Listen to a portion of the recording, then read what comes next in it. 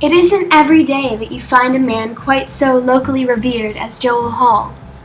With November 21st of 2015 marking the city of Chicago's official Joel Hall Day in commemoration of his company's 40th anniversary, and the establishment of a Chicago street named Joel Hall Way, it arises the question from an outsider's perspective, how one man can be beloved by so many and give back to the community while simultaneously producing awe-inspiring art in the form of dance.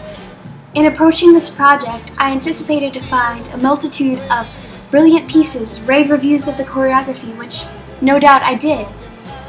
But what was unexpected was the treasure trove of heartfelt words from the community, his dancers, those who look up to him, all attesting to his real gift, the embrace of diversity, and unapologetic exploration of a fusion of different styles, themes, and world issues.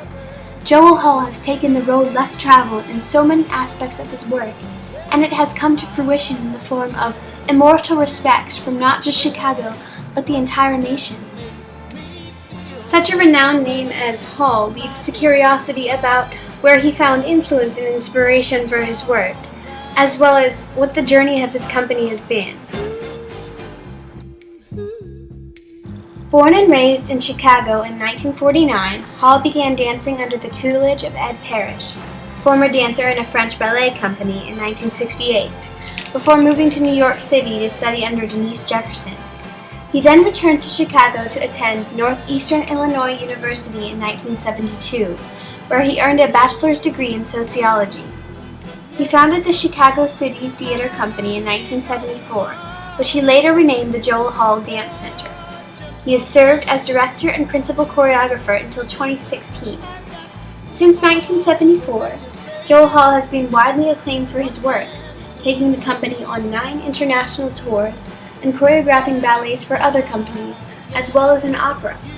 He has also choreographed for Goldie Hawn's film Wildcats and the 50th anniversary of Duke Ellington's musical Jump for Joy, not to mention the over 70 ballets he's created for his own company. More intriguing, though, I think, than how many ballets he has created, or where he studied, is his intended purpose for the company. The Joel Hall Dance Center vows to never turn down instruction to anyone based on age, sexual orientation, gender, race, economic background, body type, or ability. And it has lived up to that mission, embracing racial diversity and support for the LGBT community. His company is comprised of a range of different ethnicities and identities. This picture of some of his company members hangs in his office. He calls it America the Beautiful. Because isn't it beautiful, he says? The way it seems to shift and change, and how different they each are. That's what we as people are supposed to look like. They are the real world to me, and they are lovely. Joel Hall's pieces seek to reflect the world around us and human nature, addressing issues that may be difficult to speak about but are nevertheless relevant, such as homelessness. He intends for his pieces to offer the perspective of both a black choreographer and a sociologist. I still live that life, he said. So wherever I go, I absorb the environment. You can't ignore the environment. If you do, you're not a choreographer. I look at dance as a social science. It's the study of society, isn't it? And I think it's very important for my company to reflect who we are as Americans. I'm a product of the 1970s, of a whole era of thinking.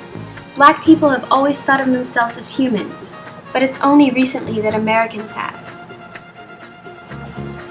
Joel Hall's legacy lies in how he has bonded with the dancers in his community. He spreads love of jazz dance to people from all walks of life.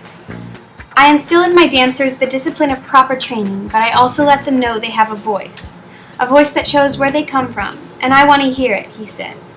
He has taken his company through highs and lows, the joys of touring and burdens like recession and the fire that burned down his studio in 1993. He is so connected to his students because though they deeply respect him, they feel comfortable talking to him about anything, friend to friend. Says former student Mo Williams, he wasn't just about creating fierce dancers, but about helping us know ourselves. When I got into trouble at school, he'd sit me down and say, "Here's what you're going to do next." He gives back to his students, and there's no one like him.